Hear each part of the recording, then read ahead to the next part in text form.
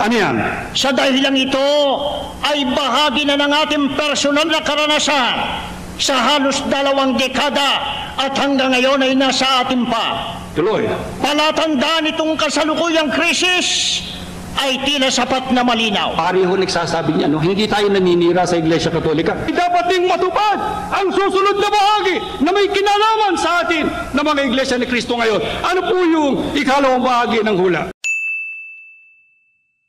Magandang araw po sa inyong lahat, Sir JR po ng Usap-Usap University at mga kayo-3. Welcome back na naman po sa ating channel, sa ating regular po na show. And I'm very grateful of course for the support of our more than 180,000 subscribers dito po sa Usap-Usap University. At sa mga baguhan naman po, tuloy po kayo. Ang ating po ginagawa rito, tayo po ay nagbibigay ng mga religious discussion, reaction, ng mga preachings, mga sermons at iba pa mula po sa iba't ibang sekta at iba't ibang mga reliyon. And for our episode today, ito po ay related pa rin po sa ating idea or topic ng bayan ng Diyos or Israel, something like that. And this particular video na bibigyan po natin ng reaksyon, isa din po ito sa mga highly recommended so far. Ano? Ito po ay isang classic po na preaching ni Ka Erdy Manalo ng Iglesia ni Cristo, mga ka-U3. At ang title daw po yata nito, Katuparan ng Hula, something like that, about Euphrates River. So I'll be watching this for the first time. Sa akin pong background sa pag-aanalisa, ako po ay dating university debater mula po sa MSU IIT sa loob po ng 3 taon. Ako rin po ay nakapagdebate sa ABS-CBN News Channel at ako ay member ng isang international public speaking organization, ang Toastmasters International. Mga ka-youth, paunang paalala lang po, hindi po ako member ng Iglesia ni Cristo at ako lamang po isang fair reactor. Hindi ako preacher, hindi ako mangangaral. So, I just have to make that clear that posible po na sa akin pong pinapanood, I may agree or I may disagree with some points that I could hear. Basta ang magagarantiya ko lamang po, isa lamang po akong fair reactor at wala akong religious agenda, wala akong ini-endorso at wala din po akong sinasabi na huwag niyong kaaniban ng isang particular na reliyon, mga ka-youth.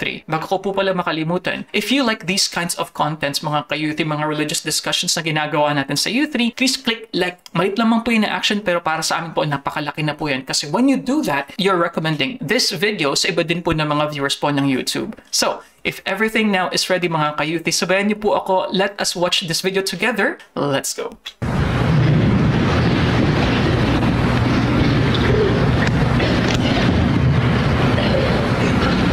Mga mahal na kapatid, maraming salamat sa Diyos. Ang Iglesia ngayon ay pumapasok sa isang panibagong yugto ng kanyang kasaysayan.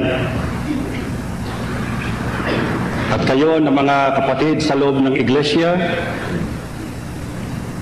ang siyang matibay na saksi kung ang iglesyang ito ay patuloy na masigla, patuloy na malakas, at patuloy sa kanyang kapangyarihan. Ang Iglesia ni Cristo ay gawa ng Diyos. Ito ay hindi panukala ng sino man sa atin at walang kinalaman sa pagkakatatag sa panukala ang lalaking nagsimula ng gawain. Ang lahat ng nangyayari sa Iglesia mula sa pasimula at hanggang sa kasalukuyan ay katuparang lahat ng mga pahayag ng Diyos na nakasulat sa mga hula ng Biblia na itinuro sa inyo hindi lamang ang salita kundi ang kapangyarihan sa pamamagitan na nakita natin ang lahat ng mga katuparan. Ngayon naman ay inaanyayahan ko kayo sa pamamagitan ng mga salita ng Diyos at sa mga hula pa rin sa loob ng Biblia na ating tanawin ang Iglesia sa kanyang hinaharap. Ito ay isang kakaibang pag-aaral sapagkat kung noong mga nakaraan ay pinag-aralan natin ang mga pahayag ng Diyos na ang katuparan ay nakita natin sa nakaraan at hanggang sa kasalukuyan. Ang ating pag-aaral ngayon ay kakaiba sapagkat ito ay para sa darating pang panahon sa kasaysayan, magiging kasaysayan ng Iglesia ni Cristo alinsunod sa pahayag ng Diyos. Ano nga kaya ang itinakda ng Diyos na may kinalaman sa hinaharap pa ng Iglesia ni Cristo sa huling araw sa pamamagitan ng mga hula ng Biblia? Pakinggan ninyo at basahin natin ang Apokalipsis sa kanyang kapitulo 16, ang talata ay 12. At ibinuhos ng ika-6 ang kanyang mangkok sa malaking ilog na Euphrates, at natuyo ang tubig nito upang mahanda ang dadaanan ng mga haring mula sa sikatan ng araw. Meron bang hula na itinatakda ang Diyos sa iglesyang ito na para sa ngayon ay hinaharap pa ng iglesia? Ang binasa sa inyo ay nakasulat sa aklat ng Apokalipsis, aklat ng hula, na siya rin kinasusulatan ng hula tungkol sa pagsusugo ng Diyos sa huling araw na nasa Apokalipsis 7:2 hanggang 3. Ito ba ang binasang ito sa inyo tungkol sa pagkatuyo ng malaking ilog ng Euphrates para ihanda ang dadaanan ng mga haring magmumula sa sikatan ng araw? Ay sa anong panahon tumutukoy? Bakit natin natitiyak na ito may kinalaman sa Iglesia ni Cristo sa huling araw na ito? Sa anong panahon malapit ang pahayag ng hulang ito? Pakinggan ninyo ang 12 uli, pagkatapos ay babasahin ang 15. At ibinuhos ng ika-6 ang kanyang mangkok sa malaking ilog na Euphrates, at natuyo ang tubig nito upang mahanda ang dadaanan ng mga haring mula sa sikatan ng araw. Narito, ako'y pumaparitong gaya ng magnanakaw. Ano po ang ibinababala? Pagka ang gawain ito ng pagliligtas ng Diyos ay nakatatag na sa huling araw. Ang babala, narito ang sabi ng ating Panginoong Kristo, ako ay pumaparito na gaya ng magnanakaw. Pagka sa Biblia ay binanggit ang pagparito ng ating Panginoong Kristo na gaya ng magnanakaw, aling pagparito ang tinutukoy? Walang iba kundi ang ikalawang pagparito o araw ng paghuhukom na siyang katapusan ng sanglibutan. Sa makatwid, ang tinutukoy ng mga pangyayari sa talatang 12 ay may kinalaman sa panahon na malapit na ang ikalawang pagparito ni Kristo. Ano po ang palatandaan ng ikalawang pagparito ng ating Panginoong Kristo pagka malapit na? Alam nating lahat ang digmaang pangsanglibutan na sumiklab noong 1914 na siyang panahon ng pagsisimula ng mga wakas ng lupa, siyang katapusan ng ika-6 na tatak, at siyang simula ng ika-7 tatak na siyang katapusang tatak ng panahong Kristiyano. Meron nga ba ang gawaing bumangon sa panahong yan? Alam na alam nating lahat, yan ang pagbangon ng Iglesia ni Cristo na ating kinaharipan sa huling araw na ito. Kaya ang hula na ating pinag-aaralan ngayon ay tumutukoy sa atin. Tumutukoy sa mga tao ng Diyos pag malapit na ang katapusan ng sanglibutan. E ano po ang sinasabi ng hulang yon kung inyo pang natatandaan? Ibinuhos ng ika-6 na anghel ang kanyang mangkok sa malaking ilog na Euphrates, at natuyo ang tubig nito. Sa anong layunin? Para ihanda ang pagdaan nino ng mga hari. Saan manggagaling? Mula sa sikata ng araw. Ano po kaya ang ibig sabihin ng hulang yan? Alin po ang Euphrates na natuyo? Sino yung mga dadaan na mga hari? Sino yung mga taga-sikata ng araw? Kung kayo ay bihasa sa kasaysayan, meron talagang ilog na Euphrates. Ito po ay isang malaking ilog na napakahaba na naroon sa kanlurang Asya na nagmumula sa Turkiya pababa sa gulpo ng Persia. Persian Gulf. Merong haba na 1,700 hanggang 1,800 milya. Okay, before we continue mga kayo-3. So ito pong discussion so far ni Ka-RD. Kumbaga starting immediately po talaga sa topic, diretsong-diretso. And this is of course, so far as we can understand, it's about a kind of prophecy. Sa Revelations nga po, patungkol ito sana yung sixth angel, kung di ako nagkakamali. Sixth angel falling out of the bowl. And then related to this, I believe, is yung drying up of the Euphrates River. And I'm very curious about this. So far, this is paving way, kumbaga, di ba po, sa coming ng mga hari from the east daw ito sa Euphrates River, which is technically the Western Asia. So following the logic of the preaching of Ka-RD Manalo here, so most likely these kings, itong mga hari, ay ang mga members ng Iglesia ni Cristo. Ganun po ba mga kayo-3? At dahil alam po natin na marami pong simbolismo sa Revelations, so I am curious kung paano isubstantiate dito ni Ka-RD Manalo ang kanyang preaching on why he is certain that it is indeed the members of the Iglesia ni Cristo, mga kayo-3. These are all, kumbaga, metaphors, hindi yan kumbaga literal but figurative po yung ating pagkakaintindi po dito sa mga bagay na ito. And as mentioned, ito pong Euphrates River, of course, is very, very active, very alive. So we don't see it drying up anytime soon. And I always mention this mga kayo every time po na I could hear or I could read Cappadocia or Turkey. It really makes me smile dahil nga this place is very close to me dahil po ang aking pong kabiyak ay taga Turkey po. And we have amazing vacations po sa Turkey. I've actually personally seen Turkey and the early Christian movements there. Actually, isa po yan sa mga historic po talaga at biblical po na mga places na kung saan makikita mo yung settlements, mga early Christians, maging sa mga pag-uusig na ginawa sa kanila noong panahon po, centuries and centuries ago mga kayo-3. Kaya kung tawagin ng Biblia at ng kasaysayan ng Euphrates ay dakila o malaking ilog. Ito kaya ang tinutukoy na natuyo?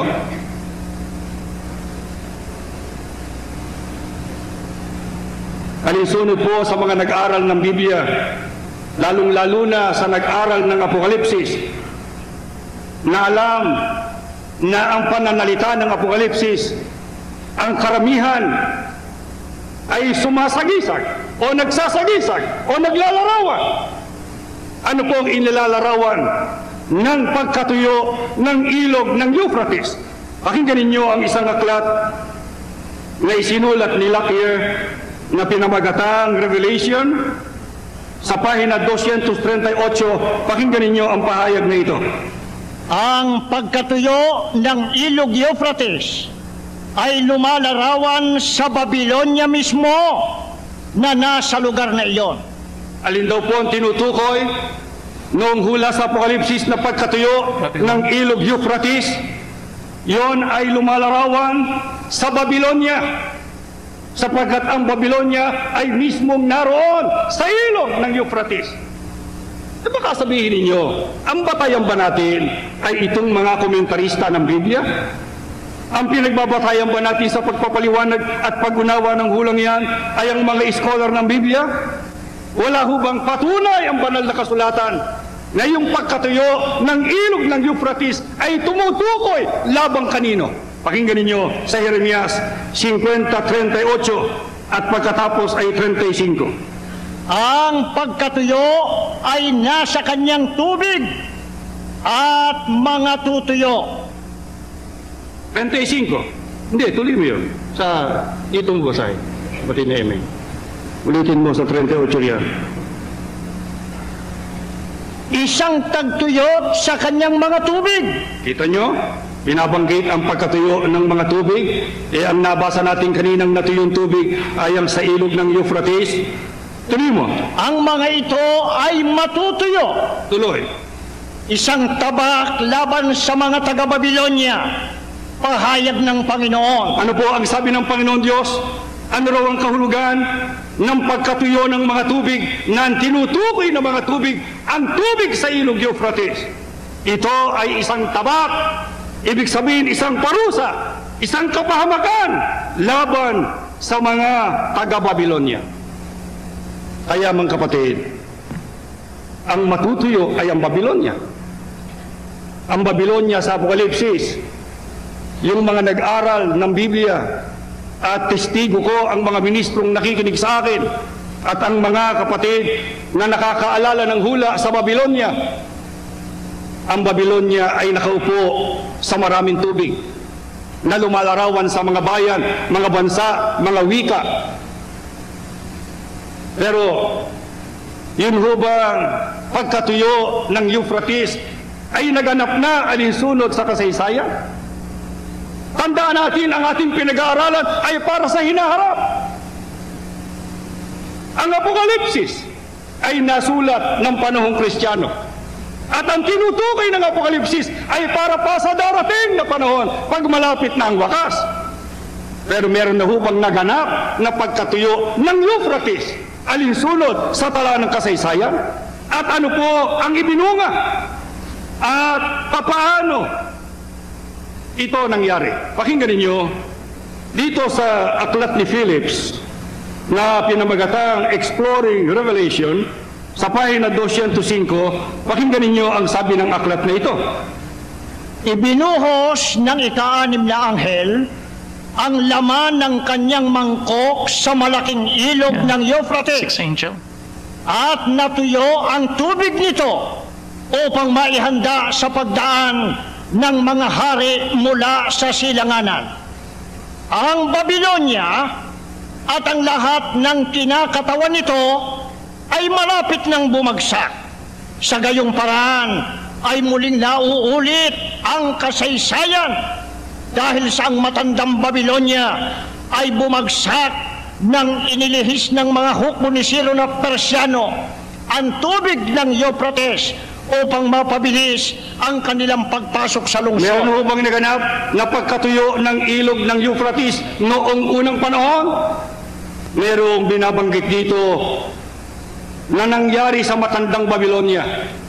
Ang tinatawag hong matandang Babilonya ang unang imperyong pangsanglibutan na kilalang kilala sa panahon ng Haring Nabucodonosor, sapagkat naroon ang isa sa tinatawag na 7 kahanga-hanga sa daigdig, one of the 7 wonders of the world, ay nasa Babilonya. Ang kanyang mga harding nakabitin. Alinsunod sa kasaysayan, kaya bumaksak ang matandang Babilonya sa pamamagitan ng hari ng Persia na si Ciro, sapagkat si Ciro ay inilihis ang mga tubig ng Euphrates na siyang sumasangga sa mga taga-silangan para makarating sa kanluran na siyang kinalalagyan ng Babilonya. Kailangan tumawid ang taga-silangan sa ilog ng Euphrates.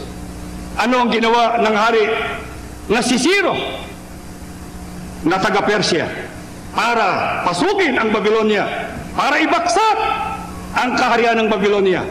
Inilihis niya ang tubig, tinuyo niya ang tubig, kaya nakadaan ang haring ito. Ito kaya ang tinutukoy ng hula ng Apokalipsis? Pero nagtataka ako, meron ba namang hulang paatras? Meron ba namang hulang pabalik?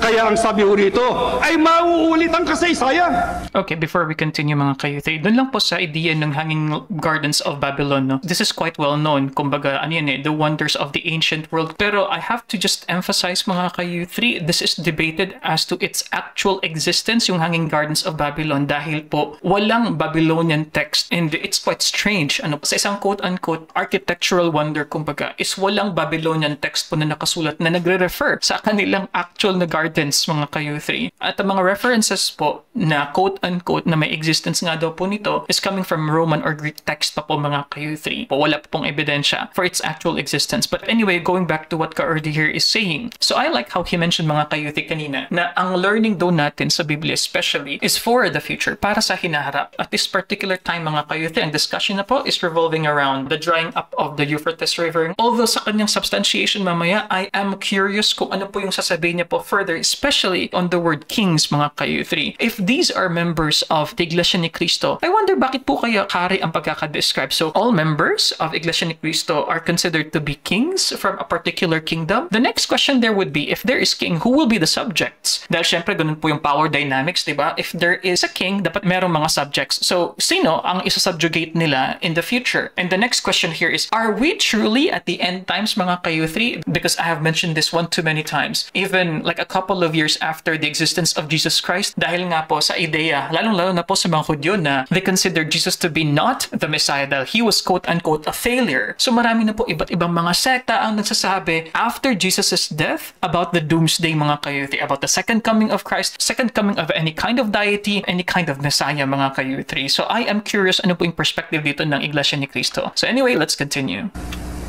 Babilonya rin ang babaksak. Babilonya rin ang matutuyo. Pero hindi na ang matandang Babilonya. Ito ang makabagong Babilonya na nakaupo rin sa maraming tubig. Alin po ang kinakatawan ngayon ng makabagong Babilonya na siyang katuparan ng pag-ulit ng kasaysayan? Pakinggan ninyo sa aklat na pinamagatang Apokalipsis sa pahina 229. Pakinggan ninyo ang pahayag.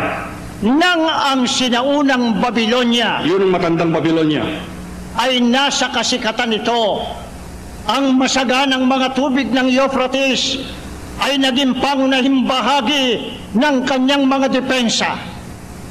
Noong 539 BC ay natuyo ang mga tubig na yaon nang ilihis ng Persyanong pinunong si Ciro ang agos nito. Sa ganito'y nabuksan ang daan upang makapasok sina Ciro na taga-Persya at Dario na taga-Media, ang mga hari mula sa sikatan ng araw. kita nyo? Tuloy. Ganito rin ang nakatakdang maganap sa makabagong Babilonya, ang pangdaigdig na sistema ng huwad na relihiyon. Alin po ang kumakatawan ngayon sa makabagong Babilonya? Kung ang sinaunang Babilonya, ang matandang Babilonya ay talagang bumaksak sa pamamagitan talaga ng mga haring mula sa sikatan ng araw na sila Ciro at sila Dario, na hari ng Medo-Persia, para ibaksak ang matandang Babilonya. Ang sabi ng istorya, mauulit ang kasaysayang ito, pero magaganap naman sa makabagong Babilonya. Alin po ang makabagong Babilonya? Roman ang Catholics. pandaigdig na sistema ng huwad na relihiyon. Sa makatuwid, ang Babilonyang tinutukoy ay relihiyon. Pero anong uring relihiyon? Huwad, falsipikado, hindi tunay, hindi relihiyon ng Diyos. Yan po ang tinatawag ngayon na Babilonya. Hindi mo ba tinitiyak ng kasaysayan kung alin yan tinutukoy na huwad na relihiyon na yan? Hindi kuro-kuro natin, mga kapatid. Basahin natin ang patotoan ng istorya. Pakinggan ninyo dito sa isang aklat na pinamagatang a verse-by-verse commentary on Daniel and the Revelation sa pahina 843. Pakinggan ninyo ang sabi. Ayon sa ikalawang pananaw, ang kahulugan ng terminong Euphrates ay dapat matiyak mula sa konteksto o sa nilalaman ng salita alinsunod sa gamit, Pakinggan nyo. na nagpapahayag na ang terminong Babilonya ay tanging ginamit bilang isang sagisag ng tumalikod na Kristyanismo. Alin po yung huwad na relihiyon Roman Catholics. na isinasagisag ng Babilonya? Yung po ang tumalikod na Kristyanismo. Sa makatwid, mayroong naganap na pagkalikod sa pagka-Kristiyano.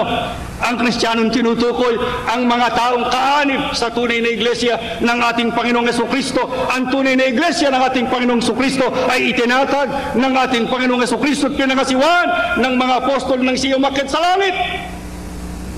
Alinsunod sa kasaysayan, magkakaroon ng pagtalikod sa iglesia niyan.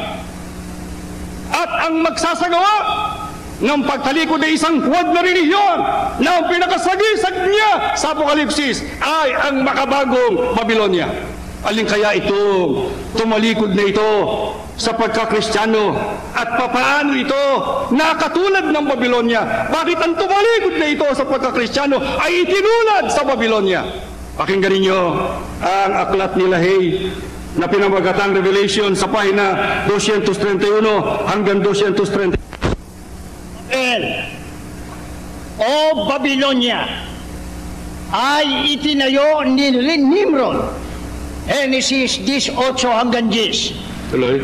Ito ang sentro ng unang dakilang pagtalikod. Natatandaan ba ninyo yung Tori ni Babel? Yung Tori ni Babel ay itinayo ng lahi ni Nue. Patay na si Nue nun. Ang utos ng Diyos sa lahi ni Nue ay kinakailangan sila ay kumalat sa buong sanglibutan. Pero yung lahi ni Nue ay ayaw. At sapagkat meron silang eksperyensya sa Diyos na nililipol niya ang mga sumasalangsang sa Kanya sa pamamagitan ng baha, kaya inisip ng lahi ni Nue na baka sila uli bahain ng Diyos. Kaya ang ginawa nila ay nagtayo sila ng isang tore na ang plano nila ay paabutin hanggang sa langit. Siguro iniisip ng lahi ni Nue, kung babaha at tayo naroon sa tore, nakarating tayo sa langit at bumaha hanggang langit, pati ang Diyos ay mababaha. Yun po ang kapilyuhan ng lahi ni Nue. Ano po ang tawag doon sa itinayo nilang tore? Tori ni Babel, na ang pangalan ng una ng lugar ay Babel. Pero naging Babel na ang ibig sabihin ay kaguluhan. Kaya ho, pagka sinabing Babel, ang sabi ng binabasa natin ngayon ay sentro ng unang dakilang pagtalikod. Ang kauna-unahang pagtalikod sa Diyos ay ginanap ng mga tao na nagtayo ng Tori ni Babel na siyang pinanggalingan ng salitang Babylonia. Ano ho? Naisagawa noong Babel o Babylonia ang pagtalikod noong una. Pakinggan ninyo at itutuloy natin. Dito, ang kulto ng Babylonia ay naimbento. Isang sistema na nag-aangkin sa pinakamataas na karunungan at sa pagsisiwalat ng mga pinakabanal na lihim. Bago ang isang kaanib ay tanggapin, ay kinakailangan muna niyang magkumpisal sa pare. Ang pare sa gayon ay nailalagay siya sa kapangyarihan nito. Iyon po ay ginagawa ng unang Babylonia na siyang sistema ng unang pagtalikod. Pero sino ho nagmana niyang sistemang yan na papagkumpisalin ng mga tao sa mga pare nila? Ituloy mo. Ito ang sikreto ng kapangyarihan ng mga pare ng Iglesia Katolika Romana ngayon. Sa makatwid ang nagsasagawa ho ng unang kulto ng Babylonia na magkumpisal ang mga miyembro para mahawakan sila sa kapangyarihan ng mga pinagkukumpisalan nilang mga pare ay isinasagawa ngayon ng mga pare ng Iglesia Katolika Apostolika Romana. Ang itinatanong ko, paano napasalin sa Iglesia Katolika ang sistemang ito ng kulto ng matandang Babylonia na siyang nagsagawa ng unang pagtalikod? Ituloy natin. Sa gayon, ang unang emperador Romano ang naging pinuno ng pagkaparing Babylonia at ang Roma ang kahalili ng Babylonia. Ang emperador ng Roma ay nagpatuloy sa paggamit sa katungkulan ng pinakamataas na pontipice hanggang 376 AD nang si Emperador Graciano sa mga kadahilan ng Kristiyano ay tinanggihan ito. Tuloy. Ang obispo ng Iglesia Katolika sa Roma, si Damascus, ang siyang nahalal sa posisyon. Siya ay obispo na ng may 12 taon. Ginawang obispo noong 366 AD sa pamamagitan ng impluensya ng mga monghe ng Mount Carmel, isang paaralan ng relihiyon na taga-Babylonia na unang itinatag ng mga pare ni Jezebel. Pakinggan niyo kasunod. Kaya noong 378 AD, ang pinuno ng Orden ng Babylonia ay naging pinuno ng Iglesia Romana. Nasalin. Primero ho ay nasalin muna sa mga emperador ng Roma. Pero mayroong isang emperador, si Graciano, ayaw nang tanggapin yung pagiging mataas na pontipice ng kulto ng Babylonia. Sino ho ang pinagsalinan? Obispo ng Iglesia Katolika Kulto ng Babylonia. na si Damasco. Kaya noong 378, ang pinuno ng orden ng Babylonia ay napasalin sa pinuno ng Iglesia Romana. Ano ho nangyari? Tuloy mo. Sa ganito, ay pinag-isa ni Satanas Sino? ang Roma at Babylonia sa isang sistemang pangrelihiyon. Yun hong relihiyong pagano ng Babylonia at saka ng Roma, napuntang lahat sa Iglesia Romana at naging kanyang sistema. Ano ang ibinunga sa Iglesia Katolika? Anong nakita sa Iglesia Katolika nang masalin sa kanya ang kulto ng Babylonia na kanyang minana sa mga emperador ng Roma? Eto na. Pagkatapos na si Damascus ay ginawang pinakamataas na pontipice o papa, Ayan. ang ritos ng Babylonia ay nagsimulang lumitaw sa harapan. Ang pagsamba kay Birhen Maria Ayan po ang isa. ay sinimula noong 381 AD. Tuloy. Lahat ng mga tanyag na kapistahan ng Iglesia Katolika Romana ay nagmula sa Babylonia. Halimbawa, Ang Easter ay hindi Kristiyanong pangalan. Ito ay nangangahulugang Istar, isa sa mga titulo ng reyna ng langit ng Babylonia, na kung saan ang gayong pagsamba na ginawa ng mga anak ni Israel ay kasuklam-suklam sa paningin ng Diyos. Interesting, and I'm of course watching this mga kayo 3 in real time. Ano po, first time ko po mapanood dito, and I find it interesting as to the perspective of considering the cult of Babylon, quote unquote, as the origin of Iglesia Katolika Apostolica Romana, dahil ito po ay quite common actually in the perspectives coming from non-Catholics and Protestant na preachings po. Apparently this is not a unique Iglesia ni Cristo perspective, and also I noticed as to the preaching so far na pagka-dispensationalist din po pala yung perspective ng Iglesia ni Cristo, wherein there is a kind of like division of history according to quote-unquote different eras, different periods as to God's relationship with humans and Christians in general, mga ka-U3. But the modern Babylon as the Roman Catholic Church, I know about this dahil po sa past video reaction po natin, yung preaching po ni Brother Erdi dun po sa 1996 na pastoral visitation niya sa Israel, ay na-mention niya nga po na ang sinisimbolize daw po ng Babylonia ay ang Roman Catholic Church. So in a way, I could see a pattern of criticism here. It seems to me na ang first na major po talaga pala na criticism ng Iglesia ni Cristo ay towards the Roman Catholics, mga ka-U3. Ang batas ukol sa pag-aalaala ng Easter at ng Kwaresma ay ibinigay Holy noong Week and Easter. 519 AD.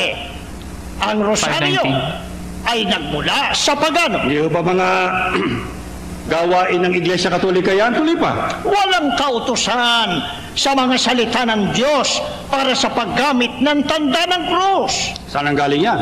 Ito ay nagmula sa mistikong tao ng mga Kaldeo at Ehipsyo. Chaldeans. Ito ay galing mula sa titikte, ang simula ng pangalang Tammuz, at ginamit sa mga misteryo ng Babylonia para sa makamahikong hangarin na ginamit din ngayon ng Iglesia Romana. Tuloy. Ang pagbabawal ng pag-aasawa sa pare, celibacy, ang tonsura, Alam ba niyo yung tonsura? Yun hong dinapuan daw ng Espiritu Santo yun eh. Inubang ukit sa ulo ng pare. Pero alam ko ay dinapuan ng labahan ng barbero. Alam niyo kung saan nakuha yung tonsura? Ang tonsura. ang tonsura, ukit na pabilog sa ulo ng mga pare, at ang orde ng mga monghe at madre ay walang kautusan o kapangyarihang mula sa banal na kasulatan. Ang mga madre ay imitasyon lamang sa mga banal na birhen ng paganong Kaya Roma. ang Iglesia Katolika ho ay hindi Kristiyano. Nagpapanggap na Kristiyano. Kaya nga, ang tawag nila sa kanilang sarili, Katoliko. Katoliko Romano. Para ibadya kung saan nila minana ang kanilang mga gawain, mga ritos at mga seremonya, mga paniniwala at mga doktrina. Saan ho nakuha ang lahat? Nakuha sa paganong Roma at nakuha sa matandang Babilonya. Lahat ng kulto ng matandang Babilonya ay isinalin sa Roma, isinalin ng imperyo ng Roma sa Iglesia Katolika. Kaya ang Iglesia Katolika sa Apokalipsis ang inilalarawan ng makabagong Babilonya na nakaupo sa maraming tubig, na ang tinutukoy na maraming tubig ang ilog ng Euphrates, na ang sabi matutuyo. Alam ba niyo ang ibig sabihin kapag ginamit ng Biblia ang pagkatuyo ng isang ilog o ng isang karamihan tubig? Ano po ang ibig sabihin sa Biblia pagka ginamit yung pagkatuyo ng tubig? Sa Zacarias 10:11. Pagtawid nila ng dagat ng kahirapan, papayapain ko ang malalaking alon nito at aking tutuyuin ang ilog ng Nilo. Ano ibig sabihin nun? Ibabagsak ko ang palalong Assyria. Ang Nilo po ay isa ring malaking ilog na naroon sa baybay noon ang Assyria. Nang matuyo ang ilog ng Nilo, ano raw ang kahulugan? Ibinaksak ang Syria, ang Assyria. Ang Euphrates naman ang kinalalagyan ng Babilonya. Pag natuyo ang Euphrates, ang ibig sabihin ng Diyos ay ibabaksak niya ang Babilonya. Ang Babilonya ang tinutukoy ang Iglesia Katolika, Apostolika Romana, sa makatwid alinsunod sa hula ng Diyos. Babaksak ang Iglesia Katolika, matutuyo ang Iglesia Katolika, Apostolika Romana para ihanda ang pagdaan ng mga haring manggagaling sa sikatan ng araw. Paano matutupad ang pagkatuyo ng Euphrates o ang pagbaksak ng Babilonya o ng Iglesia Katolika? Pakinggan ninyo sa Apokalipsis sa pahina 229 hanggang 230. Ito ho ay libro, hindi ho ito nasa Biblia. Ang ibig sabihin, ito ang pamagat ng Apokalipsis, pero yung Apokalipsis na libro, hindi yung Apokalipsis ng Biblia. Basahin mo sa pahina 229. Ang Babilonyang dakila ay nakaupo sa maraming tubig. Ayon sa Apokalipsis 17:1-15, ang mga ito ay sumasagisag sa mga bayan at mga karamihan at mga bansa at mga wika. Ayan. Pulo-pulutong na mga tagatangkilik. Kahawig nito, Hindi, tuloy mo. Hindi pa tapos yun eh. Pulo-pulutong. pulo-pulutong na mga tagatangkilik na itinuturing niyang proteksyon. Tuloy, subalit. Subalit, nangatutuyo na ang tubig. Tuloy sa kabila. Kapag dumating na. Sige. Kapag dumating na ang panahon upang mapuksa ang Babilonyang dakila, Ito na. ang pakaunti ng pakaunting bilang ng kanyang mga tagatangkilik ay hindi magsisilbing proteksyon sa kanya. Ano ang matutupad ang pagkatuyo ng Iglesia Katolika Apostolika Romana na siyang pagbaksak niya? Tandaan ninyo, ang pinag-aaralan natin ngayon ay hula ng Diyos para sa hinaharap. Sa makatwid, ang Iglesia Katolika, alinsunod sa hula ng Diyos, ay lubusang babaksak.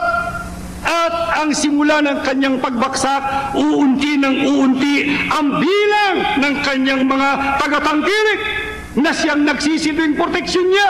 Kaya ang sabi sa Apokalipsis ay nakaupo siya sa maraming tubig. Yun ang mga bayan, mga karamihan, mga bansa, mga wika na siyang tumatangkilik sa Iglesia Katolika. Pero darating ang isang panahon, pauunti ng Diyos ang bilang ng mga tumatangkilik na yan sa Iglesia Katolika, Apostolika Romana. So here, at least on what I understand, Ka-Erdi Manalo here is saying na kukonti ang member, babagsak ang bagong Babylonia, and that is of course according to them, it symbolizes Roman Catholic Church. But I'll be very frank with you mga ka-U3. What particular time frame are you talking about here? So is it like 50 years from now or is it anytime soon? Kasi po nakikita natin sa video, this was like taken probably late 80s po, dahil po sa quality of course ng video. Pero yun nga po, kung titingnan natin, and with the current developments po na nangyayari sa Roman Catholic Church, ayan, meron nga pong bagong papa, yung Amerikano. Honestly, I would still say that the Roman Catholic Church has been very strong and very populous, mga kayuti. Wala naman po akong nakita na significant na decrease. In fact, yung sa nangyari po na conclave, yung botohan po no, ng mga kardinal, you may find it surprising that in the recent history, ang pinakamalaking representation ng outside Europe, mga kayuti, an increase with the number of Catholics, if I'm not mistaken, and representation in Asia, mga kayuti. So having said that, I am not sure if in the process right now, at this particular point, ay humihina ang Roman Catholic Church, mga kayuti. And is Brother Erdi Manalo saying here that Iglesia ni Cristo will be the more dominant religion? Honestly, mga kayuti, that sounds to me like a tall order. Dahil kung meron mang pong reliyon, at least so far sa estadistika, mga kayuti, actually ang reliyon na magsusurpass ang reliyong Islam. And according to the projected growth, mga kayuti, mas nadami po ang mga Muslim sa buong mundo sa taong 2070. So curious po ako kung ano pa po yung substantiation na gagawin po dito ni Ka-Erdi Manalo.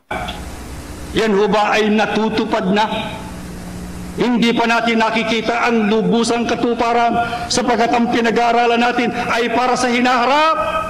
Merong kinalaman itong pinag-aaralan ito sa pag-aaralan natin mamaya. Pero ang itinatanong ko, ito ba ang pagbaksak ng Iglesia Katolika ay unti-unti nang nagaganap sa kasalukuyan? Pakinggan ninyo ang isang pare. Ayokong manira, ayokong manggaling sa iba.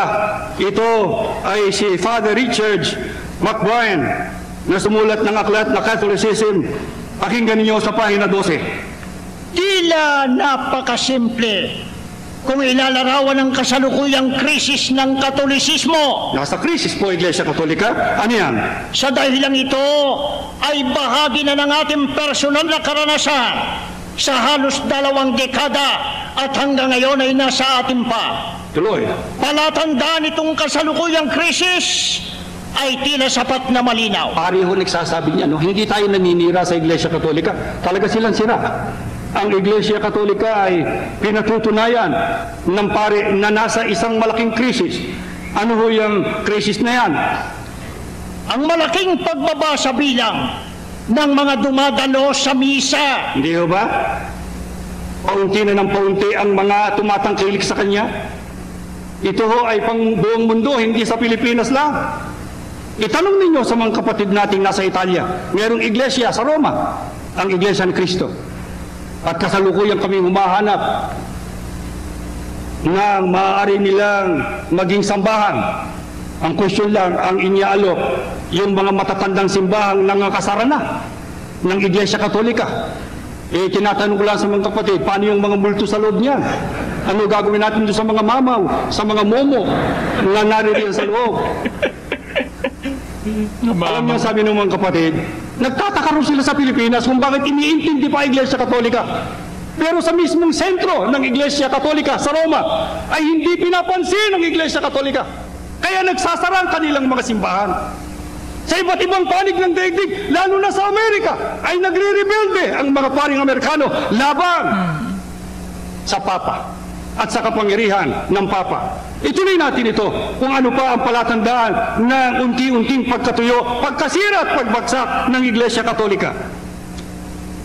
At ng mga pumapasok sa pagpapari at sa makarelihiyong pamumuhay. Ibig sabihin po, yung mga seminarista, nawawala na. Tuloy natin. Ang mataas na insidente ng diborsyo at muling pag-aasawa. Yan po ay paghina ng Iglesia Katolika. Sige pa. Ang lumalaganap na pang-teolohiyang pagtutol, pagkalito at pag-aalinlangan ukol sa teolohiya ng Iglesia sa mga bagay na pangkatisismo. Alam niyo, pagka ang isang relihiyon ay kinukwestiyon ang kanyang mga doktrina ng kanyang mga miyembro o ng kanyang mga tagapagtaguyod, ay tanda ho ng pagkasira, tanda ng kanyang pagbaksak. Sapagkat ang buhay niya ay nakasalalay sa kanyang mga doktrina at sa kanyang dogma, sa kanyang mangaral. Pagka ang mangaral na yan, na pang-teolohiya ay hindi na pinaniniwala. Ang ibig sabihin, ang relihiyong yan ay unti-unti nang napapawi sa kanyang pag-iral. Hindi ho lang yan. Ano pa? Ang di pagtanggap sa otoridad ng Papa ukol sa mga bagay sa birth control, ang paglaban sa gayong otoridad hinggil sa mga isyu gaya ng pag-oordina ng mga babae at ang pagbabawal ng pag-aasawa sa mga pare. Pinag-aawayan mo yan. Gusto ng mga pare na mag-asawa na. Gusto naman ng mga babae na sila'y maging pare. Ayaw naman ng papa. Kaya nakakahati-hati ang Iglesia Katolika. Sige pa.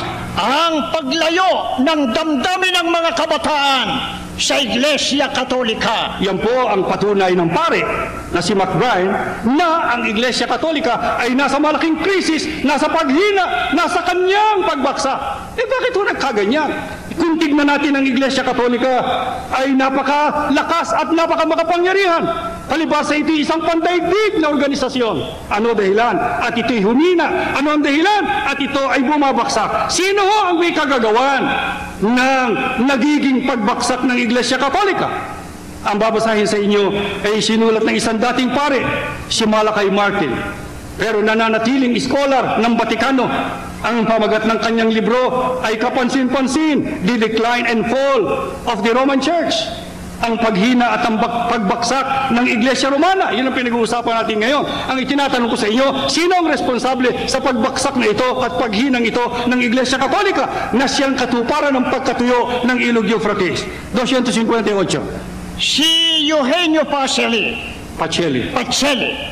Bilang Pio XII, 1939 hanggang 1958, ay hinalinhan ni Angelo Roncalli bilang Juan 23, 1958 hanggang 1963, ang mabuting Papa Juan, gaya ng pagkakilala sa kanya ng kanyang mga kapanahon. Ang kagulat-gulat kay Papa Juan Ito na. ay sa loob lamang ng 5 taon, iginiba niya ang mga bagay na pinagsikapan at ipinakipaglabang panatilihin at palaguin ng bawat papa mula pa noong ika-4 na siglo. Pagkatapos, Nilubos lamang ng kahalili ni Juan na si Papa Paulo VI ang pagwasak na ginawa ni Papa Juan sa matandang iglesia. At sa kasalukuyang Papa kay Juan Paulo II, iniwan ang isang wasak na institusyon na naghihintay na lamang sa krus na daan ng kasaysayan na ang kanyang tanging laging kapiling ay ang pinakamalubhang pag-aalinlangan at pinakamalubhang suliranin. yan po ang sitwasyon sa Iglesia Katolika. Sino ho nagwasak? Yung Papa Juan 23.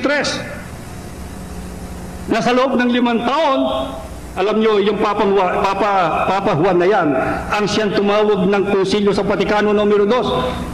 Yung Konsilyo sa Vaticano yun, ang gumawa ng katakot-takot na pagbabago sa Iglesia Katolika na siyang nagpahina rito sa kagagawan ng Papang yan. Pagkatapos itinuloy na wasakin ng humalili sa kanya si Papa Paulo VI.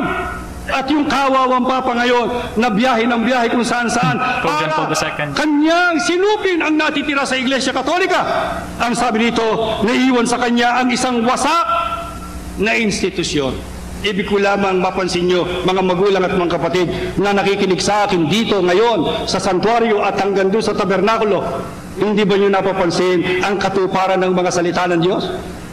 Yung sinasabi ng Diyos na mangyayari sa Babylonia na siyang ilog Euphrates na matutuyo ay nakita nating natutupad, at hindi lamang yan ang mangyayari sa Iglesia Katolika ay lubusang babaksak.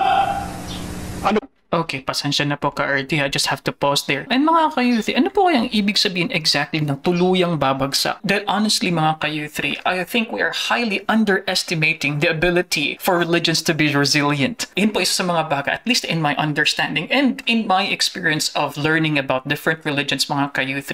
Ang mga religion in general, hindi po basta-bastang babagsak. And meron na pong expression sa English, diba? Too big to fall. And I think Roman Catholic Church belongs in that particular, kumbaga, category. It is highly highly, highly structured. And I honestly think that it will take a lot of scandals, a lot of controversies, maybe a total shift in global finances, global banking system. Kaya I am curious kung ano po yung pagka-qualify ni Ka-LD Manalo sa fall ng modern Babylon, mga ka-U3. As it is with many religions, di ba? Ang usual po kasi dyan, sexual abuses ng mga ministro or mga pare, for example. Yan, pinaka-common yan. Ang pangalawa naman po is money matters. So kapag meron pong issue ng paglustay, pag-turn ng church money into private luxuries, yan, isa din po yan sa mga issues, mga ka-U3. Pagtitiwalag ng core ng admin, for example, ng isang particular na church. And another one is isang uri ng pag-uusig ng gobyerno, for example. Yan po yung isa sa mga bagay po na nakapagpapabuwag po ng isang samahan, isang religious organization. Dahil na-mention kanina yung mga rason daw po na for us to know na bumabagsak na ang modern Babylon, ano po kaya ang say ng INC, mga ka-U3, sa birth control at iba pa po mga controversial issues po sa ating bansa? I'm very curious about that dahil nga po napansin ko na hindi ganoon ka-usual na nakikipagdebate sa, for example, GMA7 debate with Mare at Pare. Hindi ko po nakikita ang representation po ng Iglesia ni Cristo. So hopefully makapagsend po kayo ng mga videos about social issues din po sa Pilipinas. Ano po dahilan?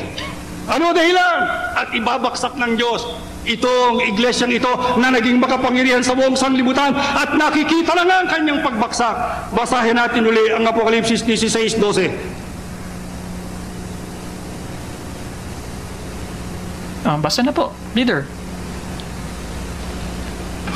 At ibinuhos ng ikanim ang kanyang mangkok sa malaking ilog na Euphrates. Alam nyo, parang nababasa ko rin sa mukha ng isang kapatid na sumasamba na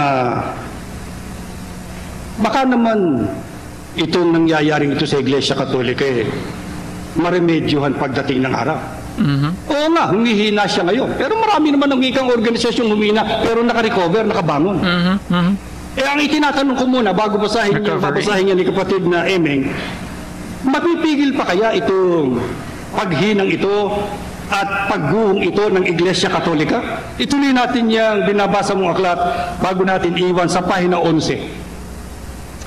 Ang pinakakagulat-gulat at napakapalaisipang pangyayari sa nakalipas na 20 taon ay ang bigla at di mapag-aalinlangan ng paghina ng Iglesia ng Roma sa kanyang pansimbahang organisasyon at pang-ideolohiyang pagkakaisa. Dahil sa lubos na kabiglaan ng pangyayaring ito, ang kanyang paghina ay naging isang malaking kasawian. Bakit? Tuloy mo. Sa kasalukuyang kalagayan, tila walang makatwirang dahilan upang asahan na ang paghinang ito ay mapipigil pa. Kita nyo na, scholar nila yan. Ito po ay nagsuri sa Iglesia Katolika. Ito'y scholar ng Vatikano. Ito'y dating pari ng Iglesia Katolika. Nalinsunod sa kanya ang pangyayari sa Iglesia Katolika, ang paghina ay isang napakalaking kasawian sapagkat walang makatwirang dahilan para asahan na ang paghinang ito ay maaaring mapigil pa sa hinaharap. Ibig sabihin, tuloy-tuloy na ito'y bubulusok. Mga hanggang kailan ang hula sa eksistensya ng Iglesia Katolika bilang isang makapangyarihang organisasyon. Aring nariyan siya. Hindi naman siya siguro mabuburang ganap sa mapa. Pero yung kanyang lubusang paghina alinsunod dito, hanggang kailan po nalang hinuhulaan. Tuloy. At wala rin makatwirang dahilan upang hintayin na ang kasalukuyang pang-organisasyong kayarian ng kagalang-galang na iglesyang ito ay tatagal pa ng langpas sa kasalukuyang siglo. Ang kasalukuyang siglo ay 20th. 1989 tayo ngayon. Nasa 20th century tayo. Matatapos ito. Pagkatapos ng 1999 ay papasok ang 21st century. Ewan ko, ito'y hula po ito. Noong sumulat ng Decline and Fall of the Roman Church na alinsunod sa kanya ay hindi natatagal sa susunod pang siglo ang Iglesia Katolika Apostolika Romana. Kung yan po ay matupad, ibig sabihin ay natupad ang isang bahagi ng hula na ating pinag-aaralan. At kung natupad ang isang bahagi ng hula sa pamamagitan ng pagkatuyo ng ilog ng Euphrates, ay dapat ding matupad ang susunod na bahagi na may kinalaman sa atin na mga Iglesia ni Cristo ngayon. Ano po yung ikalawang bahagi ng hula? 12. at ibinuhos ng ika-6 ang kanyang mangkok sa malaking ilog na Euphrates at natuyo ang tubig nito upang mahanda ang dadaanan ng mga haring mula sa sikatan ng araw. Ano po ang susunod na pangyari?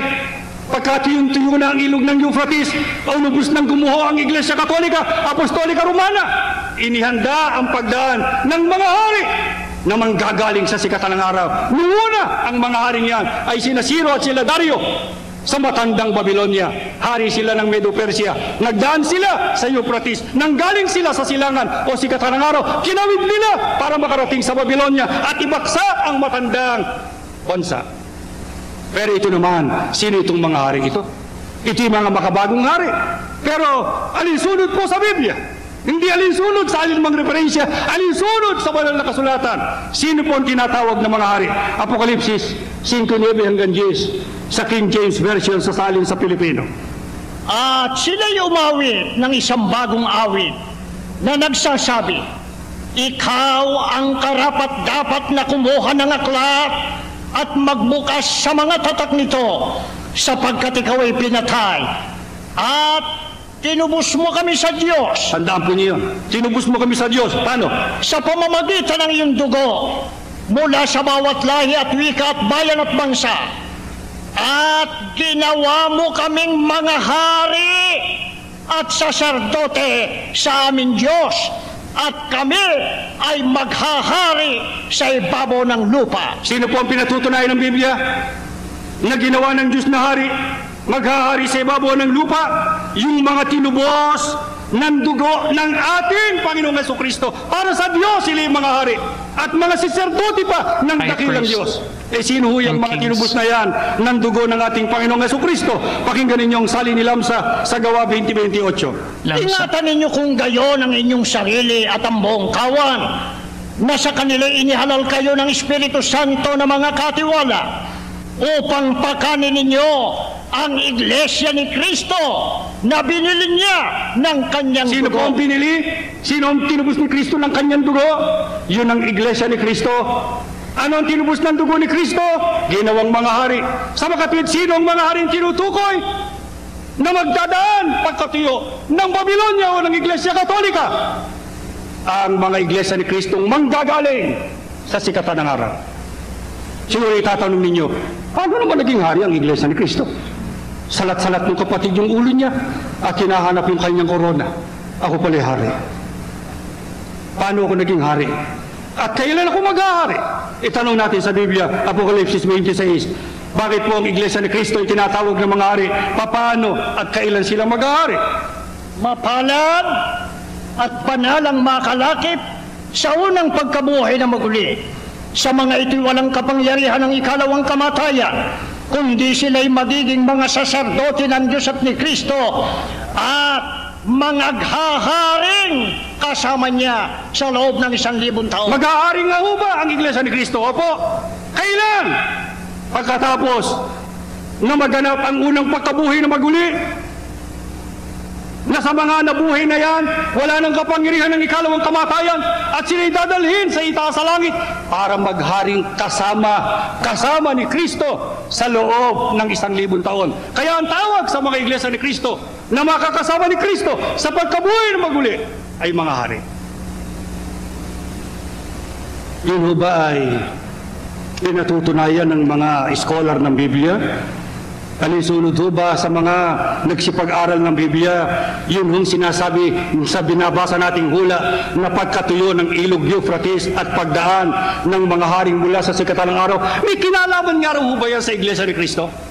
Ito ho ay patunay na ng mga nag-aral ng Biblia, na patunayan na ng Biblia na Iglesia ni Kristo ang dadaan pagka natuyo na ang Iglesia Katolika. Pero pinatutunayan ho ba yan ng mga scholar ng Biblia?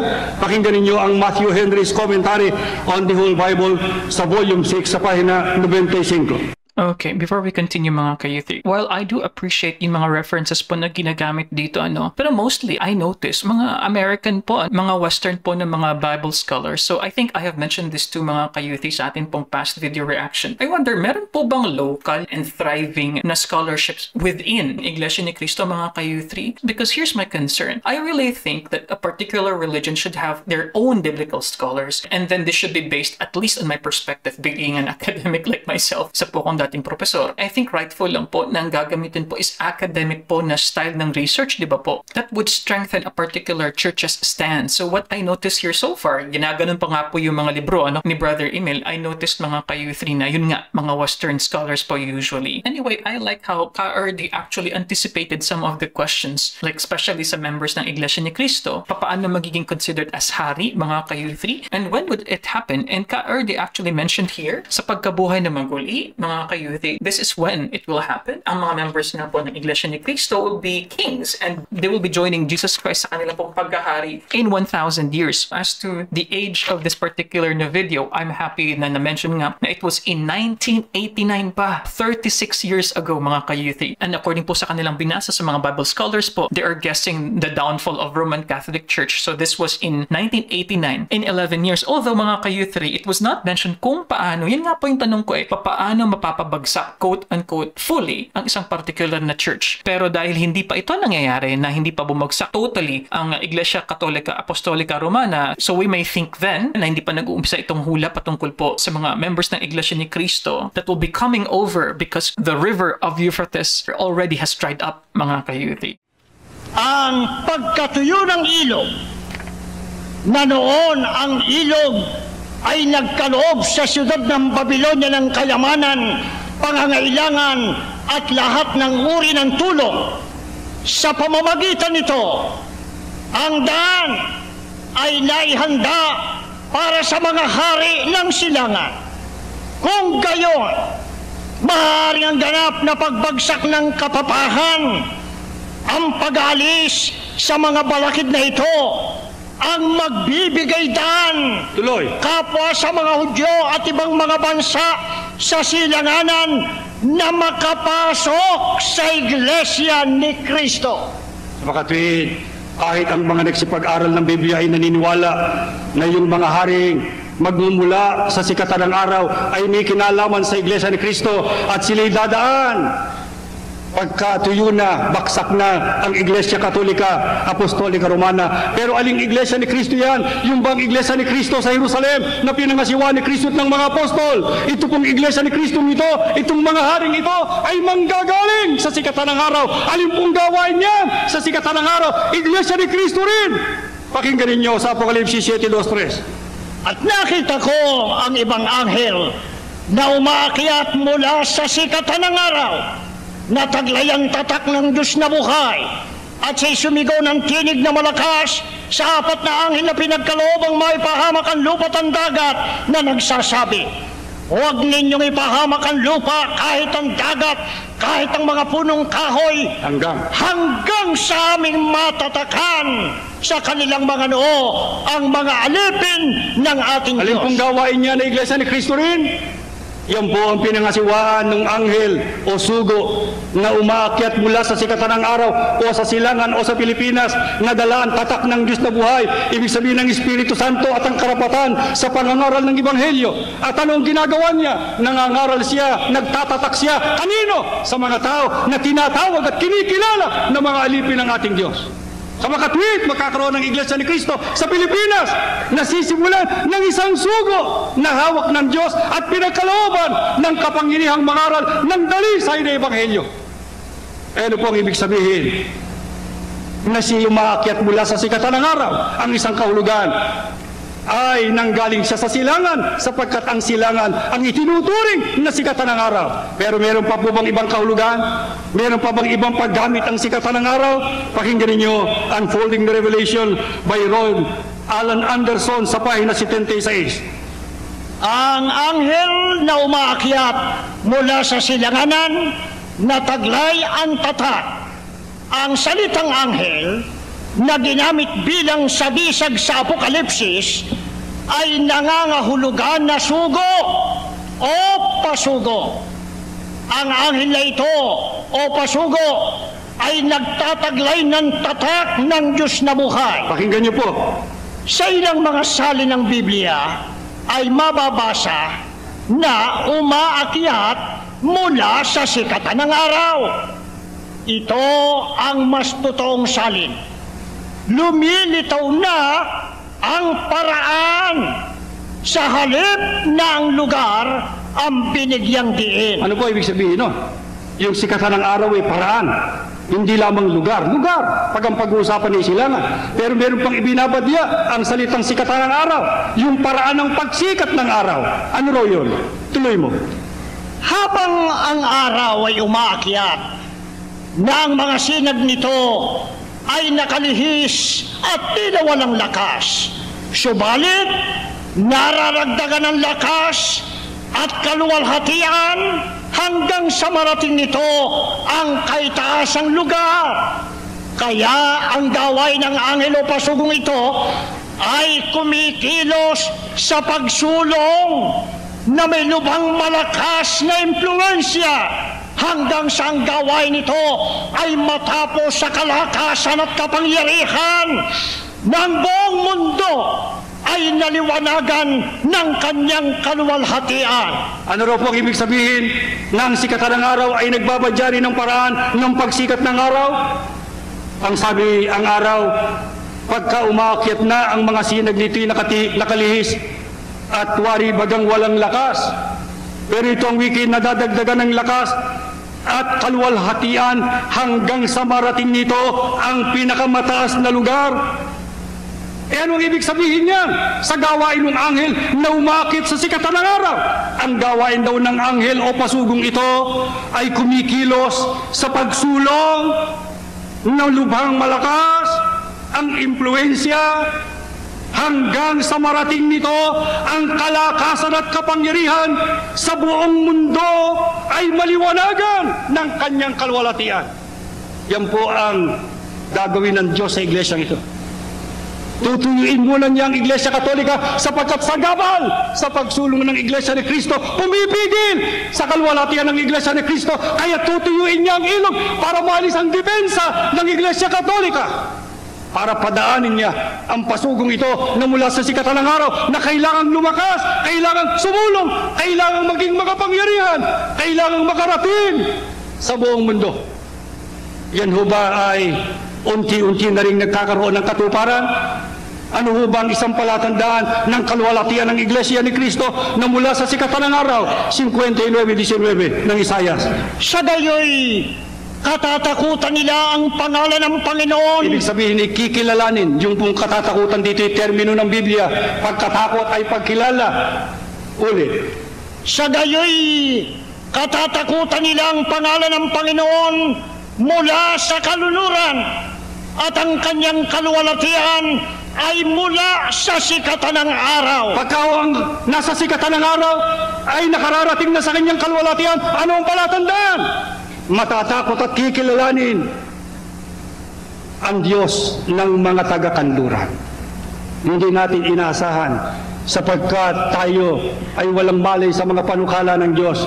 1968, ang Iglesia ay nakarating sa kanluran. Yung pala ang kagustuhan at kapasyahan ng Diyos. Kung gayon, nung dumating ang Iglesia sa kanluran, nagsisimula na siya sa kanyang kaluwalhatian. Kaya nagkaroon tayo ng mga kaanib sa iba't ibang panig ng daigdig. 65 bansa sa labas ng Pilipinas, kinatatataga na ng Iglesia ni Cristo. Malapit na mapalibutan ng Iglesia ang buong mundo. Mangyayari ho ba yun? Yan ang hula ng Diyos. Yan ho ang tutuparin niya sa iglesyang ito. Eh bakit ka naniniwala na hindi mangyayari sa iglesia ni Cristo? Pakinggan ninyo kung pinatutunayan. Pinatutunayan ho ba ng mga hula ng Biblia ang patotoong ito? Sa sugong mula sa sikatan ng araw, kung saan manggagaling ang kanyang lakas? 41:13 at 10. Ako ang Panginoon na inyong Diyos at siyang nagpapalakas sa inyo. Ako ang may sabing, huwag kayong matatakot at tutulungan ko kayo. Ano mo mapipigil yan? Lakas ng Diyos, tulong ng Diyos, tuloy pa. Ako isa sa inyo, huwag kang matakot. Ako ang iyong Diyos di ka dapat mangamba kanino man. Palalakasin kita. Hindi ho ba ang sigaw nung ibang anghel sa 7:2 sumigaw ng tinig na malakas? Umaakyat mula sa sikatan ng araw. Sa makatuwid mula sa kalagayang mababa ay tataas siya. Mula sa isang binhi, ang sabi ni Kristo ay magiging isang malabay na punong kahoy. Ang tinig ni malakas, sapagat ang sabi ng Diyos, palalakasin kita, tutulungan kita, ingatan kita, at ikaw ay aking ililigtas. Ano po ang gagawin ng Diyos sa mga hadlang, sa mga naghambalang na hadlang, sa mga kumakaaway sa pasugong ito? Pakinggan ninyo sa 41:11 hanggang 12. Lahat ng may galit sa iyo ay mapapahiya at mamamatay ang sinumang lumaban sa iyo. Hahanapin ninyo, ngunit di masusumpungan. Ang kaaway ninyo'y wala nang Yan talaga. ay natupad. Hindi pang hinaharap lamang yan. Nakita natin kung ano ang nangyari. Sa mga kumakaaway sa Iglesia ni Cristo, naging baliwala. Naging walang bisa ang kanilang pakikibaka sapagat ang sabi ng Diyos, sila ay mapapahiya. Hindi mo sila masusumpungan. Pero hanggang dito ba lamang ang hula ng Diyos sa mga magiging kaaway ng Iglesia? Lahat ba sila ay mapapahiya? Lahat ba sila ay mawawala? Wala bang ititira ang Diyos dun sa mga kaaway na yon? Pakinggan ninyo 60:14 ng Isaias. Yung mga nagpahirap sa inyo ay yuyuko sa inyo bilang pagkalang. Aba, makakasama natin sila.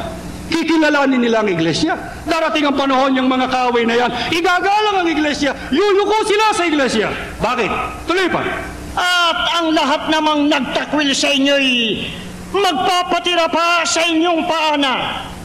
Ika'y tatawaging lungsod ng Panginoon, Siyon, lungsod ng Banal na Israel. Ano pong ibig sabihin noon?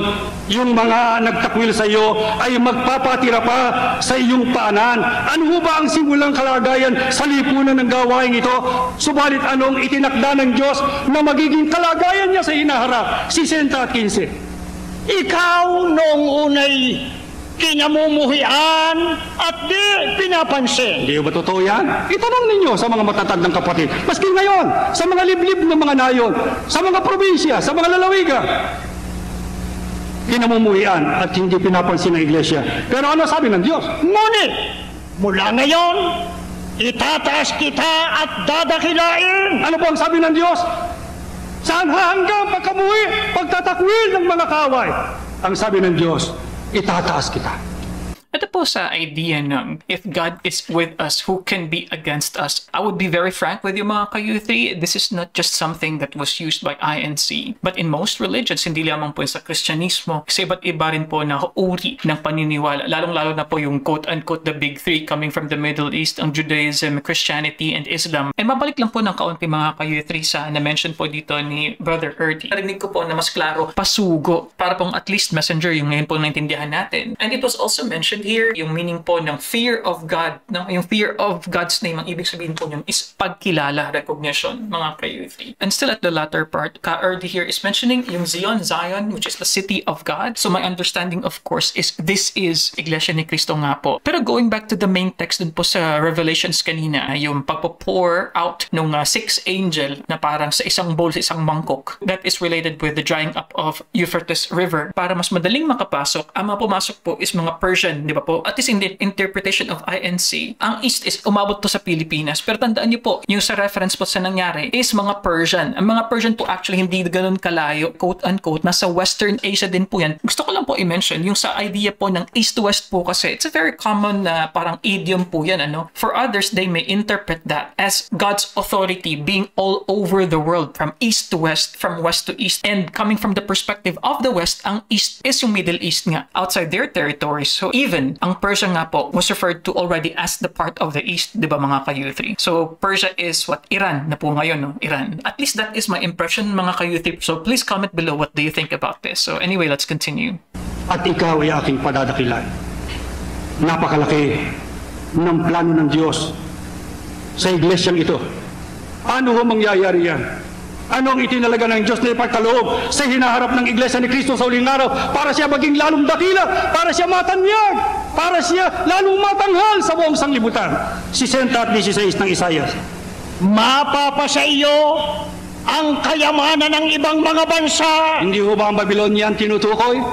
Na dati mayaman at hanggang ngayon ay mayaman pa siguro? Pero ang sabi ng Diyos, masasalin sa iyong mga kayamanang yan. Mapapasa iyo ang kayamanan ng ibang bansa. Tuloy! At ang mga hari tutulong sa iyo ng pag-aaruga. Hindi ho ibig sabihin sila ang sasandigan natin. Yung mga pinuno. Pero ang sabi ng Diyos, ang mga pinuno, pababayaan kong tumulong sa iyo. Nakikita natin yan na mayroong mga pinuno na kumikilala sa iglesia. Ang totoo, ang isa sa nagpadala ng pagbati sa Iglesia ni Cristo ngayon sa anibersaryo ito ay ang presidente ng Estados Unidos ng Amerika na si George Bush at saka ang kanyang vice-presidente na si Dan Quayle. Pero ang sabi ng Diyos, hindi lang kikilalanin. Darating ang panahon, sila'y tutulong sa iyo ng pag-aaruga. Tuloy mo. Basahin mo lang 16. Mapapasa iyong kayamanan ng ibang mga bansa, at ang mga hari tutulong sa iyo ng pag-aaruga. At malalaman mo na ako ang Panginoong iyong manunubos at tagapagligtas, ang makapangyarihang Diyos ng Israel. Ito bang iglesia ito ilalago pa? Masyadong malakas ang ating gawain, lalo na nitong nakaraang Project Diamond. Maraming mga iglesia ang mga lokal ang nagsilago. Pero paano lalong palalaguin ng Diyos sa hinaharap? Ito pong pinag-aaralan natin sa hinaharap pa ng iglesia. Nakikita natin ang katuparan. Ngayon pa, nararamdaman natin ang katuparan. Ngayon pa. Pero hindi lamang yan ang ipinangako ng Diyos sa iglesia ito. Anong gagawin ng Diyos para palaguin niya ang iglesia ito? At ano ang garantiya na yun ay mangyayari? 22. Ang pinakamaliit sa inyo ay magiging 1,000. Ang pinakaba ay magiging makapangyarihang bansa. Ako ang Panginoon. Gagawin ko itong madali sa kanyang Hindi kapanahunan. mo magtatagal yan. Gagawin ko itong madali sa kanyang kapanahunan. Ang mga maliliit sa inyo gagawin kong 1,000. Di ba marami pa tayong maliliit na mga lokal? Itanong nyo sa mga tagapamahala. Sa ibang bansa, merong mga maliliit na mga lokal. Pero sasabihin ko ang sabi ng Diyos, ang pinakamaliit sa inyo ay gagawin kong 1,000. Ang pinakaaba ay gagawin kong pinakamakapangyarihan. Anong garantiya? Ang sabi ng Diyos, ako ang gumagarantiya. Gagawin ko ito lalong madali sa kanyang kapanahunan. Ito bang sinasabing ito ng mga hula ay nababanaaga na ngayon sa katuparan? Nakikita na ba ang katuparan nito sa mga pahayag ng Diyos? Itong mga pahayag na ito ng Diyos, tayo ba lamang ang saksing testigo na ito'y natutupad na? Pakinggan ninyo ang patotoo ni Leonardo Mercado, isang editor ng Filipino Religious Psychology sa pahina 128. Pakinggan ninyo ang sabi niya. Sa 63 taon ng Iglesia ni Cristo, noong 1977, Noon pa ito ginawa eh. Yung akdang ito, noon pa nasulat. Tuloy. ay nakita ko ang pagunlad nito mula sa mahirap na iglesia ng masa hanggang sa mayaman. Maimpluwensya at makapangyarihang iglesia ni Cristo sa mga taon ng 1970. Hindi na ito ang noon ay mahirap na iglesia. Hindi na ito para sa mga hindi nakapag-aral. Kasi yan po ang paniniwala sa atin. Ito ay kaanib lamang ay mga mahihirap at saka mga illiterates, mga hindi nakatuturo sa paaralan. Pero alinsunod kay Mercado, hindi na ito ngayon ganyan. Samantalang ang Iglesia po ni Cristo, hindi maitatago ang kanyang lakas, ang kanyang kalwalatian, ang kanyang kayamanan, nakikita sa mga bahay-sambahan, nakikita sa mga nangakatayong mga gusali, nakikita sa pagdami ng mga kaanib, nakikita sa paglaganap sa iba't ibang panig ng bansa at ang kanyang pagdating sa iba't ibang panig ng daigdig.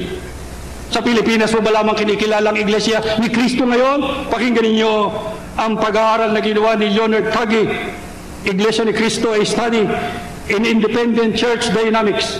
Pakinggan ninyo sa pahina 244 hanggang 245. Ang Iglesia ni Cristo sa pandaigdig na pangyayari, ang kahalagahan nito ay malaki.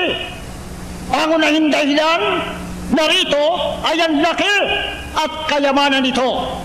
Ang Iglesia ni Cristo, ang pinakamalaking nagsasariling iglesia sa Asia. Hindi lang ho sa Pilipinas, sa Asia.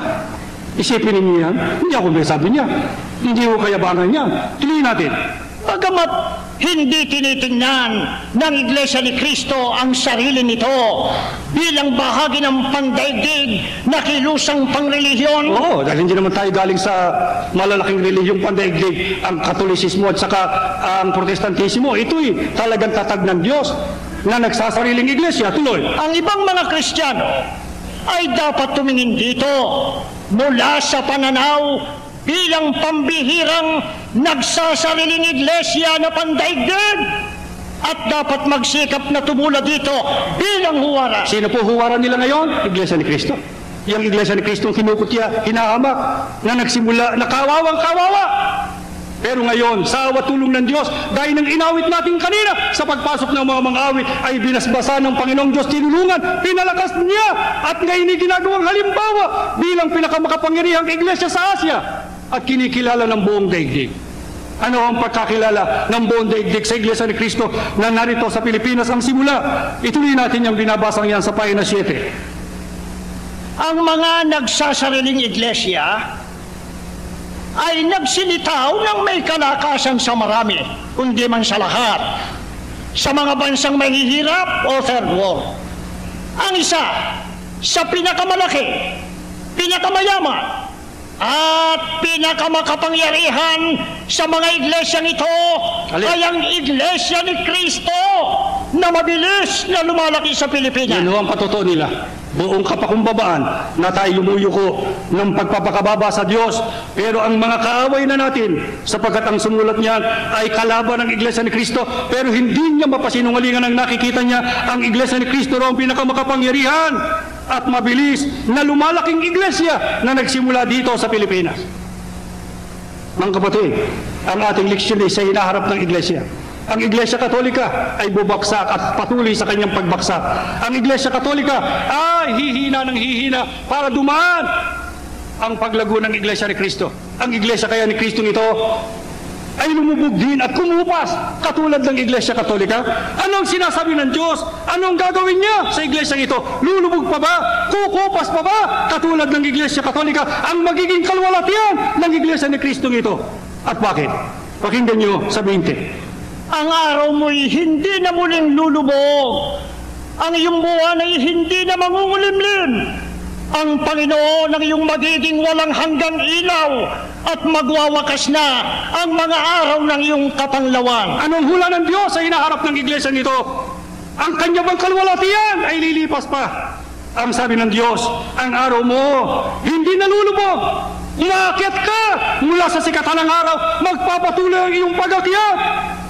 At ang Panginoon Diyos, ang dahilan ay ang Panginoon Diyos ang magiging iyong ilaw. Ang ibig sabihin ng Diyos, ang habang buhay, habang panahon, aalalay, tutulong at kakasi sa iglesyang ito. Tayong mga kaanib, yung ating mga anak, yung mga anak ng ating mga anak na hahalili, na siyang magdadala ng iglesia sa hinaharap. Ano po gagawin ng Diyos? Baka sila'y tumalikod, baka sila'y padaya, baka sila'y palinglang, baka sila'y humiwalay. Pero sapagkat ang Diyos ay nangako, hindi niya palulubugin ang araw ang kalwalatian ng Iglesia ni Cristo. Anong gagawin niya sa mga kahanip sa Iglesia para huwag na kumupas ang kanyang kalwalatian? Jeremias 32, 39 hanggang 40. At bibigyan ko sila ng isang puso at ng isang daan upang sila'y matakot sa akin magpakailanman sa ikabubuti nila. Tayo lang. At ng kanilang mga anak pagkamatay nila. Ano gagawin ng Diyos? At ako'y makikipagtipan ng walang hanggan sa kanila, na hindi ako hihiwalay sa kanila, upang gawan ko sila ng mabuti at sisiglan ko sa puso nagtakot sa akin, upang huwag silang magsihiwalay sa akin. Ano po ang gagawin ng Diyos sa iglesyang ito? Patuloy hanggang sa kanyang mga anak. Ang sabi ng Diyos, bibigyan ko sila ng isang puso, isang daan, para sila matakot sa akin magpakailanman sa ikabubuti nila at ng kanilang mga anak. At ako'y makikipagtipan sa kanila ng isang tipang walang hanggan. Hindi ako hihiwalay sa kanila. Gagawan ko sila ng mabuti. Sisidlang ko sila ng takot sa akin para huwag na silang magsihiwalay sa akin. Ganyan po kamahal ng Diyos ang iglesia nito at ang bawat isa sa inyo.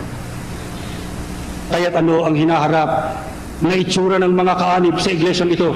Basahin mo sa 60 at 21. Ganito ang sabi ng Diyos. Ganyan sana tayong lahat. Ito po inaasahan ng Diyos sa atin. Pakinggan ninyo ang babasahin. Ang mamamayan mo'y magiging matuwid iyong pamumuhay. Kaya ang lupa'y aariin nila habang nabubuhay. Ibig sabihin ng bayang banal. Anong gagawin ng Diyos? Parang iglesia nito huwag matalikod. Anong ibibigay niya na puso at diwa? Ang kanilang wikang pamumuhay ay magiging matuwid na lahat. Sa makatwid, kung meron mang mga natatapon sapagkat hindi talagang kabilang sa bayan ng Diyos, kitang-kita ko't damandam ako sa pangangasiwa sa iglesia ang maraming mga kapatid na sumisigaw kahit nasa liblib na lalawigan. Pag merong bumabangong katiwalian, hindi sila pumapayag. Ayaw nila na sila pasunurin sa mali, pasunurin sa kamalian at katiwalian. Sumisigaw sila at nagrereklamo sila dito sa tanggapang pangkalahatan ng iglesia at sinasabi nila, kapatid, masama ho nangyayari sa lokal namin. Papuntahan mo kami ng taga-siyasat. Ibalik kami sa tunay na daan. Yan po ang uri ng mga kaanib sa Iglesia ni Cristo ngayon.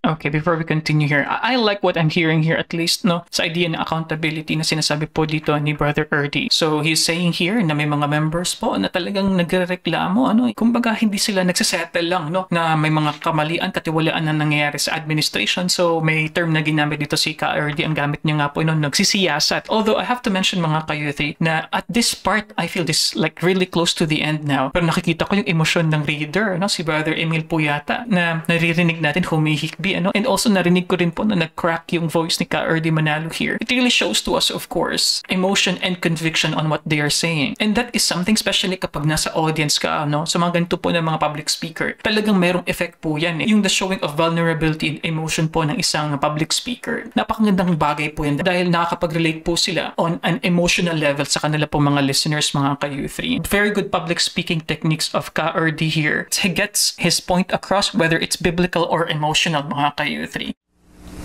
Kaya, mga mahal na kapatid, bago ko wakasan ito, sapagkat nakataya nito ang ating buong pag-asa. Mahalin ninyo ang inyong mga anak. Sundin ninyo ang sinabi ng Diyos. Bigyan niyo sila ng takot sa Diyos. Bigyan niyo sila ng pusong banal. At kung sakaling kayo maduduwag, matatakot kayo sa dami ng suliranin, sa dami ng problema, sa dami ng mga kahirapang naghahari sa ating paligid. Alam ba ninyo kung gaano pagmamalasakit ang maasahan natin sa Diyos? Yayamang siya napakalapit sa atin. Pakinggan ninyo ang sabi ng Diyos. Ang Diyos na Panginoon, siyang magbabantay, laging nasa piling upang magsanggala. Tuloy mo sa 7. Sa mga panganib, ikaililigtas nitong Panginoon, siyang mag-iingat. Saan man naroon, ikaiingatan. Mga kapatid, nakikinig sa akin, ang mga kapatid natin narito ngayon galing pa sa iba't ibang bansa, bahagi sila ng iglesia. Yakapin natin sila, kahit hindi natin sila mga kalahi, sila yung mga tunay na mga anak ng Diyos, sila yung mga tunay na iglesia ni Kristo. Ang sabi ng Diyos, ang iglesia nito, ang mga kaanib saan man naroon, basta't sila patuloy na sasamba at patuloy na mananatili sa iglesia, saan man sila naroon, sila iingatan, hindi sila maano kahit na kailan pa man. Alam ba niyo kung sino nagbabantay sa inyo pagka kayo natutulog sa gabi? Alam ba ninyo kung sino ang nagbabantay sa inyo sa buong magdamag? Kung sino ang pumupukaw sa inyo para masilayan ninyo ang liwanag ng umaga pagdating ng kinabukasan? Ang Diyos na kung minsan ay ating nakakalimutan. Pagkahirap na hirap tayo, sinisisi pa natin siya, inaaglahin ng iba't tinatalikuran, iniiwan ang paglilingkod. Pero ang Diyos mo ang tiyaga, nakamasid sa iglesyang ito, tinitignan niya ang mga mahal niyang mga anak. Ano sabi niya? Ako magbabantay, ako magsasanggala, ako magliligtas sa inyo sa lahat ng panganib. Mga kapatid, ano ang suliranin ninyo ngayong umaga? Ano ang gusto ninyong sabihin sa Diyos na nagpakilala sa atin ngayon? Meron ba kayong gustong isumbong sa Kanya? Meron ba kayong gustong isakdal sa Kanya? Meron bang mabigat na ligalig ang inyong buhay? Meron ba kayong pasampasan na hindi na ninyo makaya? Ama, halika. Halika sa templong ito, sa santuario hanggang sa tabernakulo, hanggang sa mararating ng tinig na ito. Ama, lukuban mo kami ng iyong malabay na kapangyarihan. Pasbasan mo kaming lahat. Palakasin mo lahat ng mga bilisot manggagawa, lahat ng may tungkulin, lahat ng iyong mga tinawan. Tinatanong kayo ng Diyos, manghihina pa ba kayo? Mawawalan pa ba kayo ng pag-asa? Gustong marinig ng Diyos ang inyong sagot? Mga kapatid, uurong pa ba kayo? Tatalikod pa ba kayo? Iiwan ba ninyo ang pananampalatayang ito? O mananatili kayo hanggang wakas? Taas ang kamay ng mananatili hanggang wakas. Taas ang kamay, mga kapatid. Ama, abutin mo ang mga kamay na ito. Ang kamay ng iyong mga hinirang. 75 taon, pinagpala mo, Ama. Pauwiin mo sila. Pao ng iyong basbas, ang iyong pagpapala. Mamatay kami. Yakap-yakap ang iyong pangalan. Baba ang kamay, tumayo kayo, tayo mananalangin. Okay, mga ka-U3, yung last part po medyo emotional, and it's something that we have seen as well as a kind of, siguro, preaching style din po talaga siguro, ganito po talaga yata. Kasi yung sa pastoral visit na napanood po natin noong 1996 naman is parang ganun din, no? At the end, it was a bit emotional and you can actually hear people in the crowd crying, mga ka-U3. And syempre, titignan natin yung closing ni Ka-Erdi dito. It's more like a reassurance, keeping the flock motivated and still remain strong. And he used words like, God is our shield, He will save us. And if you notice at the last part, it was said by Ka-Erdi in a more like a kind of poetic na language, mga ka-U3. And you could really feel, even sa crowd, yung sa choir nga sa likod, But anyway, this ends our reaction video. Ayan, sa mga members po ng INC, most likely, ang itatype niyo po dyan, bitin. But anyway, hindi ko na po mauulit yung lahat po ng aking interjections in this particular na video dahil syempre, I was watching this in real time. Pero ito pong topic, of course, ni Ka-Erdi together with the reader, Emil, which is very clear din kung magsalita, very powerful,